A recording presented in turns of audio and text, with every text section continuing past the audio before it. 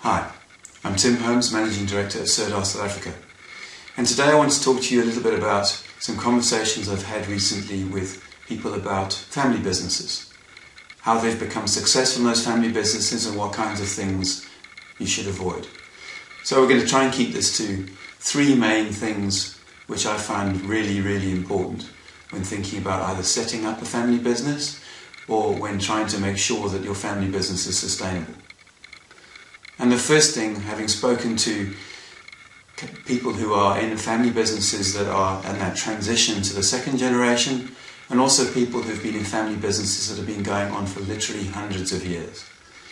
And the big question you need to ask is, whoever I want to bring into the business from my family, are they actually skilled enough? Do they have the right attitude, aptitude, skill set and interest to be part of this business?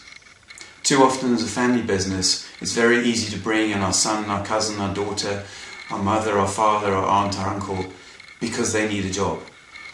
And probably the worst thing you can do for your business is to do that, unless they have the right skills. So if they weren't your aunt, your uncle, your brother, your sister, your son, your daughter, would you actually employ them in your business? So the business comes first. If you don't have a business which is sustainable, profitable, you don't have a legacy. You don't have something to leave to your children. So make sure the business is sustainable first and foremost, and bring the individuals in that can add value to your business. That is your responsibility as the director of the business. It's your responsibility as a leader in your family.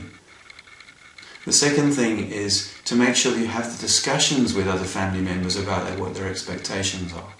So they have every right to expect to be left shares in the business if that's what you intend to do. But they have no necessary right to be involved in any other way. So it's understanding what are their expectations, what are their interests. Have you got false expectations of what you think they can and can't do? Have you got false expectations of whether they're actually interested in your business or not? Have that discussion and have it early. Have it when they're young, ideally, and make sure that your interests are aligned. And if they're not, promote their interests. Send them to the training and to the universities and to the courses they need to be skilled in their field of interest. And thirdly, it's making sure that you don't bring business home. You don't bring work home. It's all too easy, particularly if you're working with your wife or one of your children is working with you, to spend your entire life talking about business. The most successful family businesses I've spoken to make a very conscious effort to leave business at the office or in the factory. When they're at home, they have their family roles. The father's the father, the mother's the mother, the child's the child, and they're allowed to be those roles.